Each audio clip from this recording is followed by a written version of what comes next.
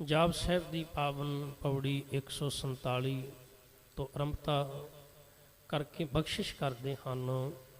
आ नंगी अनामे तिरभंगी तिरकामे निरभंगी स्वरूपे सरभंगी अनुपे। महाराज परिपूर्ण परमात्मा की उस्तत करदियां होया बचन उचारण करते हैं। हे अकाल पुरख परमात्मा, तेरा कोई अंग नहीं, तेरा कोई शरीर नहीं, ना ही तेरा कोई नाम है। अनंगी अन जमा अंग, जिंदा कोई अंग नहीं, जिंदा कोई शरीर नहीं, जिंदे शरीर की कोई बनतर नहीं। अकाल पुरख परमात्मा ते सर्व व्यापक है। ते सर्व व्यापक वो हस्ती रह सकती है जिंदा शरीर नहीं। शरीर करके कोई मनुख एक समय विच एक थां ते हो सकता, दो थावां ते नहीं हो सकता। जिवें असीं इत्थे बैठे हाँ, साडा शरीर इत्थे है, हुण इसी समय असीं दूजी थां ते नहीं बैठ सकते। सानू इत्थों चल के जाना पवेगा या सानू इत्थों सफ़र करना पवेगा। भावें पैदल करिए, भावें कोई मोटरसाइकिल नाल जावे, कोई साइकिल राही जावे, कोई ट्रेन राही जाए, कोई बस कार राही जाए, कोई हवाई जहाज राही जावे। दूजी जगह ते जान वास्ते सानू कोई ना कोई साधन की लोड़ है। ते जे आपां दूजी थां ते जाने आ तां फिर इत्थों गैर हाज़र हो जावांगे। अकाल पुरख परमात्मा शरीरां विच नहीं, इस करके वो सर्व व्यापक है। एक ही समय विच वो सारे कण कण विच समाया हुआ है, हर एक थां ते मौजूद है। अगे जाके कलगीधर महाराज ने इहदा खुलासा भी किया कि किवें सर्व व्यापक है, किवें परिपूर्ण है। तो कलगीधर महाराज कह रहे हैं, हे अकाल पुरख परमात्मा, तेरा कोई अंग नहीं ते ना ही तेरा कोई नाम है।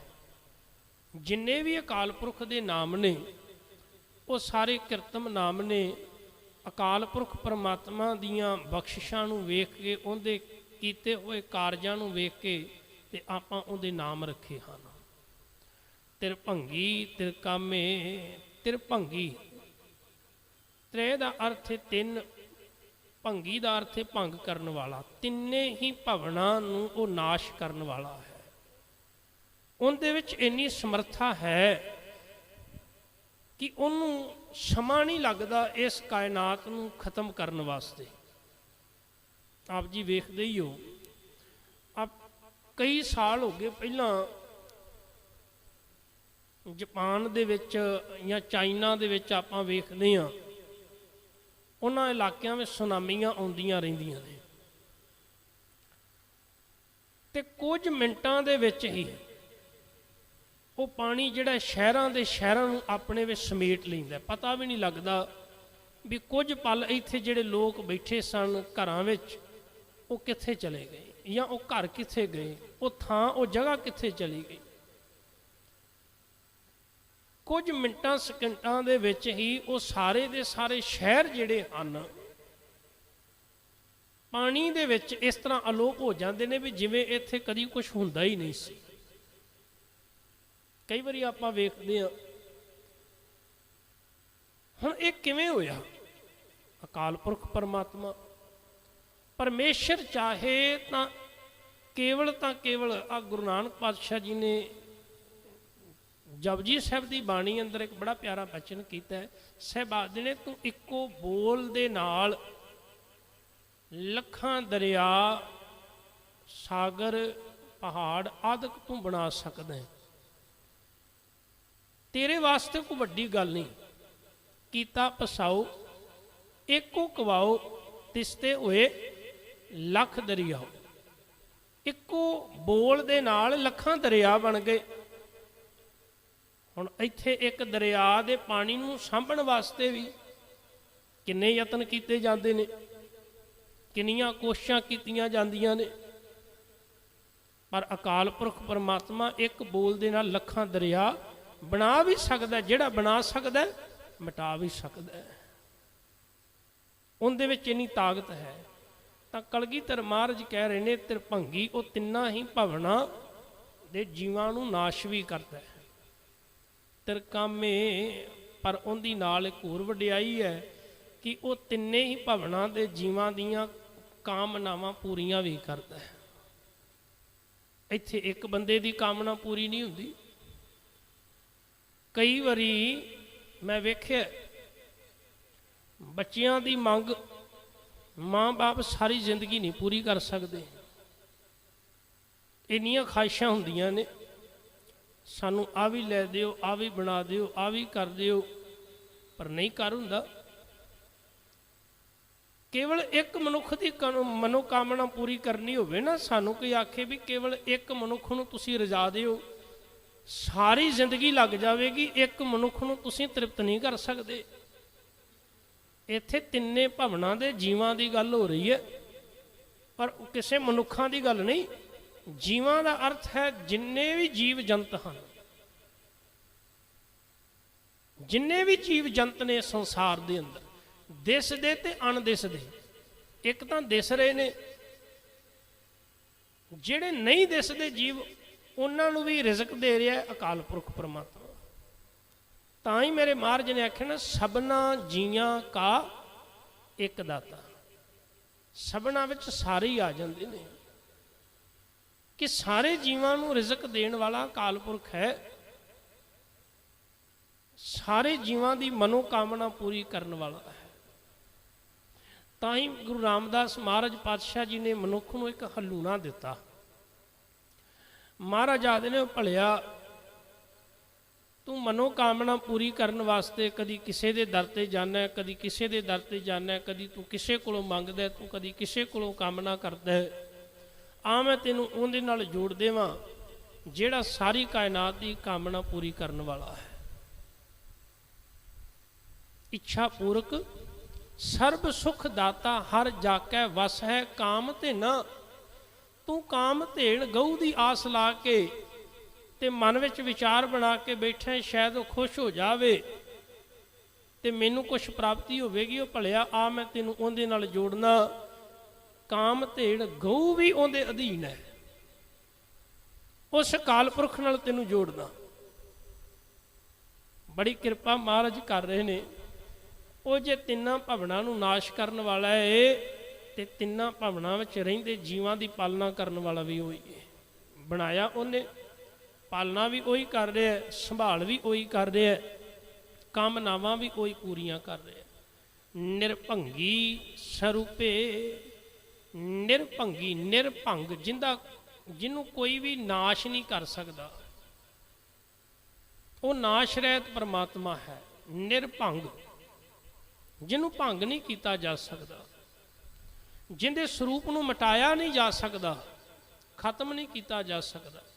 ਸਰਬੰਗੀ ਅਨੂਪੇ, ਸਰਬੰਗ ਸਰਬ ਅੰਗ, ਜਿਹੜਾ ਮੁਕੰਮਲ ਹੈ, ਪਰਿਪੂਰਨ ਹੈ, ਜਿੰਦੇ ਵਿੱਚ ਕੋਈ ਕਮੀ ਨਹੀਂ, ਜਿੰਦੇ ਵਿੱਚ ਕੋਈ ਐਬ ਨਹੀਂ, ਜਿੰਦੇ ਵਿੱਚ ਕੋਈ ਊਣਤਾਈ ਨਹੀਂ।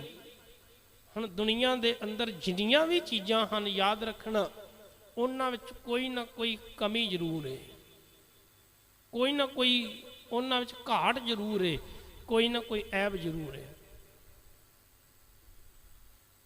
ਸੰਸਾਰ ਵਿੱਚ ਅਸੀਂ ਮਨੁੱਖੀ ਜੀਵ ਹਾਂ। ਹਰ ਇੱਕ ਬੰਦਾ ਆਪਣੇ ਅੰਦਰ ਨਜ਼ਰ ਮਾਰ ਕੇ ਵੇਖ ਲੈ, ਉਹਨੂੰ ਆਪਣੀ ਕਮਜ਼ੋਰੀ ਪਤਾ ਹੋਵੇਗੀ। ਹਰ ਇੱਕ ਮਨੁੱਖ, ਕੋਈ ਕਹੇਗਾ ਮੈਨੂੰ ਦਿਸਦਾ ਘੱਟ ਹੈ, ਕੋਈ ਕਹਿੰਦਾ ਮੇਰੇ ਕੋਲੋਂ ਬੋਲਿਆ ਨਹੀਂ ਜਾਂਦਾ, ਕੋਈ ਕਹਿੰਦਾ ਮੇਰੇ ਤੋਂ ਤੁਰਿਆ ਨਹੀਂ ਜਾਂਦਾ, ਕੋਈ ਕਹਿੰਦਾ ਮੇਰੇ ਤੋਂ ਖਾਧਾ ਨਹੀਂ ਜਾਂਦਾ, ਕੋਈ ਕਹਿੰਦਾ ਮੇਰੇ ਇੱਥੇ ਦਰਦ ਹੈ, ਕੋਈ ਕਹਿੰਦਾ ਮੇਰੇ ਸਿਰ 'ਚ ਦਰਦ ਹੈ। ਹਰ ਇੱਕ ਮਨੁੱਖ ਕੋਈ ਨਾ ਕੋਈ ਸਮੱਸਿਆ ਲੈ ਕੇ ਖੜਾ ਹੋਇਆ ਹੈ। ਕੋਈ ਨਾ ਕੋਈ ਐਬ ਮਨੁੱਖ ਦੇ ਵਿੱਚ ਘਾਟ ਜ਼ਰੂਰ ਹੋਵੇਗੀ, ਪਰ ਅਕਾਲ ਪੁਰਖ ਪਰਮਾਤਮਾ ਵਿੱਚ ਕੋਈ ਘਾਟ ਨਹੀਂ, ਕੋਈ ਕਮੀ ਨਹੀਂ, ਉਹਦੇ ਵਿੱਚ ਕੋਈ ਐਬ ਨਹੀਂ, ਉਹ ਮੁਕੰਮਲ ਹੈ।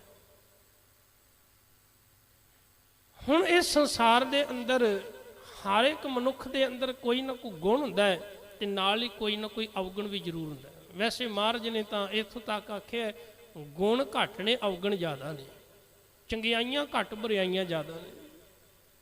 ਬੰਦੇ ਦਾ ਚੰਗਾ ਪੱਖ ਬਹੁਤ ਘੱਟ ਹੁੰਦਾ ਹੈ तो सारी जिंदगी बंदा थोड़े नूं वधा के दसदा है, तो जिहड़ी बुराई वाला पक्ष हुंदा उहनूं छुपाउण दा यतन करदा वो चंगियाई दे नाल।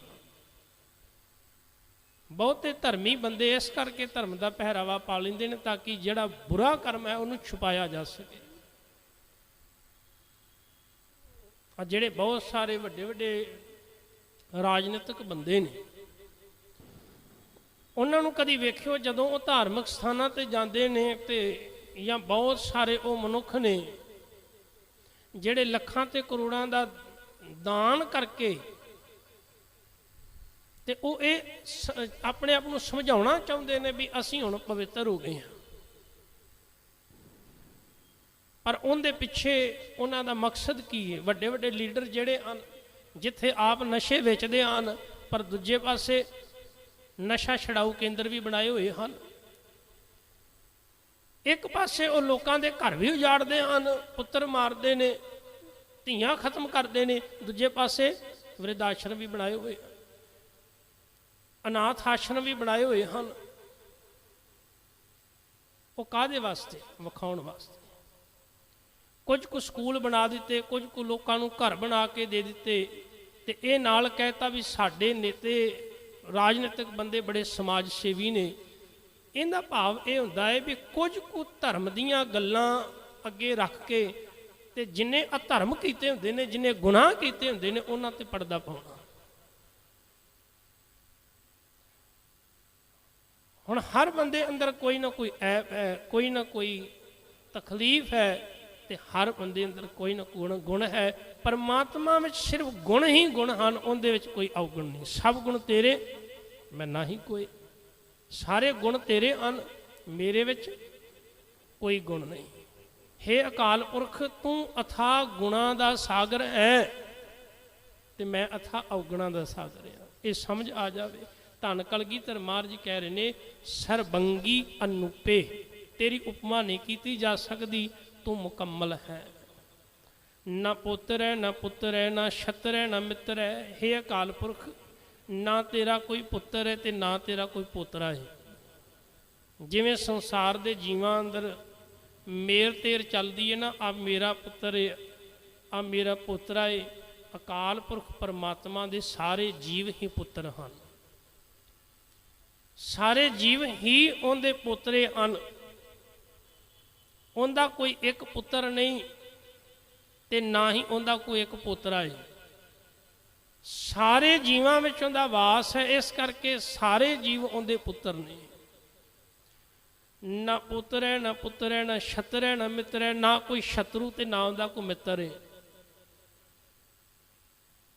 वो विशेषता किसी को दिंदा होवे भी आ मेरा मित्र जे ते आ मेरा दुश्मन है। जिथे मित्र ते दुश्मन की गल आवेगी उत्थे मेर तेर वाली गल आ जाएगी।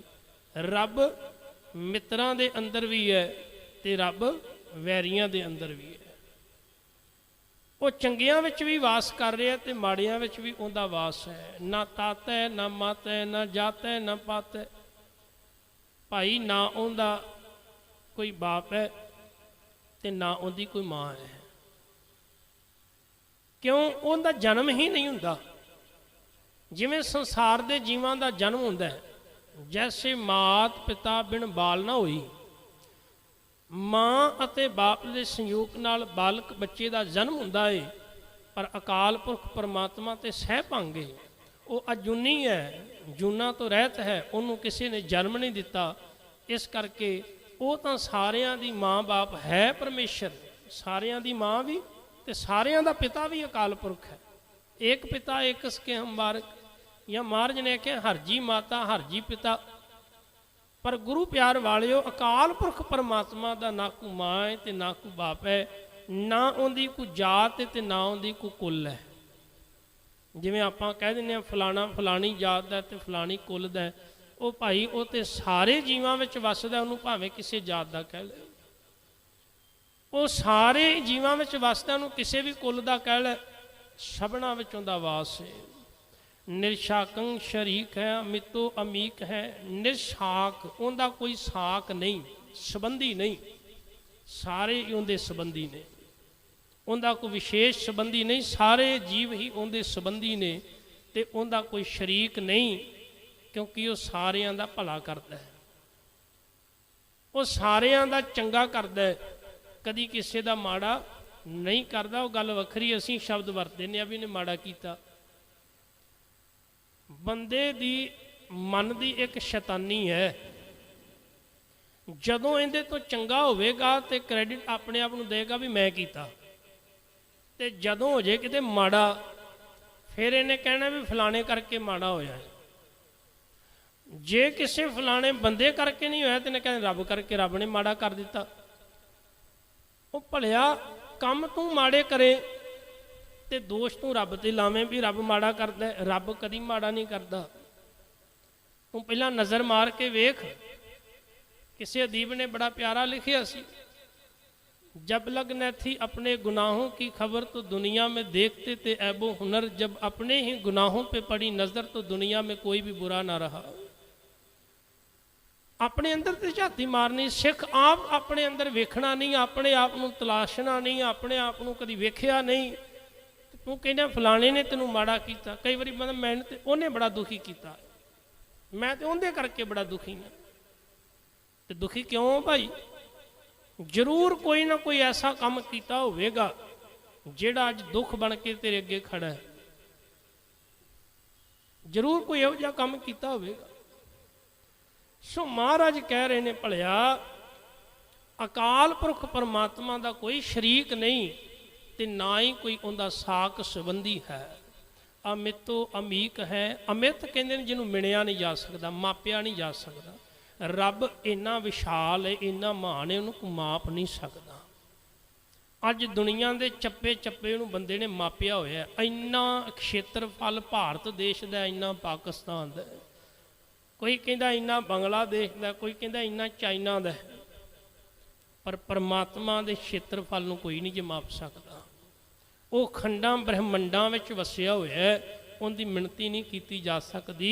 अमीक है, अमीक का अर्थ डूंगा, सागर सब तो डूंगे ने, पर अकाल पुरख सागरां तो भी डूंगा है, उन्होंने नहीं मापिया जा सकता।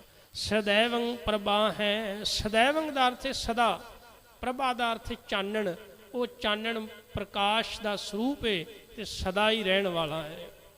उनके घर कदी हनेरा नहीं हुंदा। अजय है, अजा है, अजय का अर्थ है जिन्हों जितया ना जा सके, अजित। अजा का अर्थ है जिन्हों जन्म ना दिता जा सके, जन्मिया ना जा सके, जिहड़ा जन्म तो रहत है। भगवती शंत प्रसाद, भगवती शन की रमता होंदी है, तेरी कृपा नाल उचारदा हाँ। कलगीधर महाराज कह रहे हैं कि जाहर जहूर है कि हाजिर हजूर है। हुण वेखो महाराज ने उस सर्व व्यापक परिपूर्ण परमात्मा की गल इत्थे कर दी, जिहड़ी आपां पहलां विचार कीती है ना, भी शरीर करके हर समय हर जगह ते नहीं रहा जा सकता, पर हाँ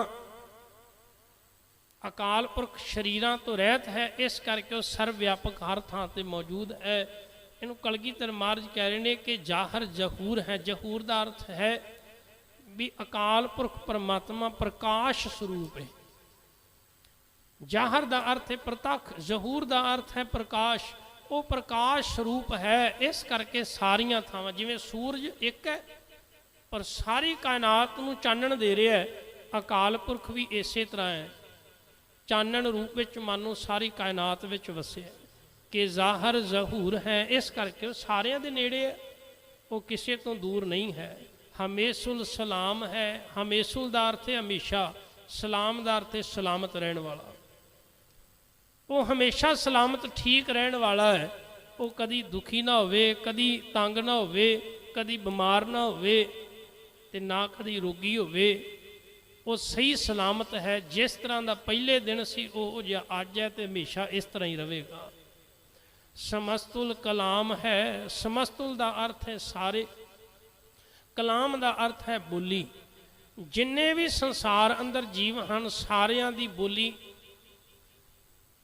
भांत भांत की बोली है, पर सारिया बोलियां विच अकाल पुरख बोल रहा है ते सारे जीव अपनिया अपनिया बोलियां विच अकाल पुरख परमात्मा की वडियाई करते हैं कि साहिब दिमाग है कि हुस्न चिराग है, ਸਾਹਿਬ ਦਾ ਅਰਥ ਹੁੰਦਾ ਮਾਲਕ, ਦਿਮਾਗ ਦਾ ਅਰਥ ਹੁੰਦਾ ਸਮਝ।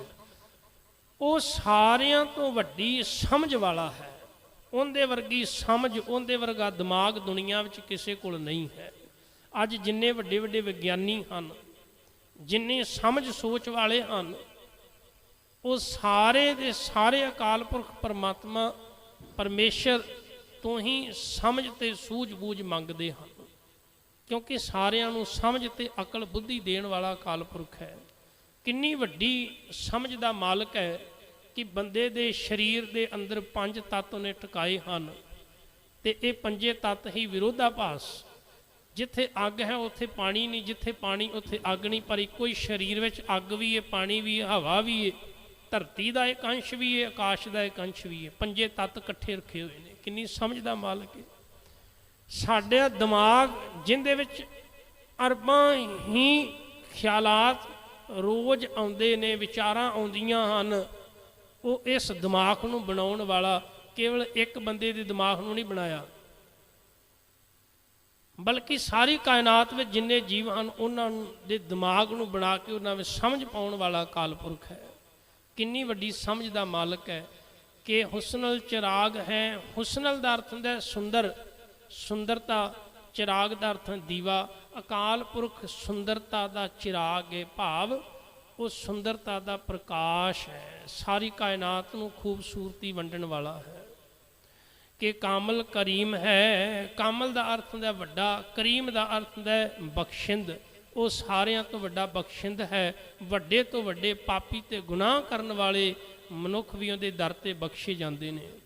ਕਿ ਰਾਜ਼ਕ ਰਹੀਮ ਹੈ। ਉਹ ਰਿਜ਼ਕ ਦੇਣ ਵਾਲਾ ਹੈ ਤੇ ਰਹਿਮ ਕਰਨ ਵਾਲਾ ਹੈ। ਕਿ ਰੋਜ਼ੀ ਦਹਿੰਦ ਹੈ। ਕਿ ਰਾਜ਼ਕ ਰਹੀਂਦ ਹੈ।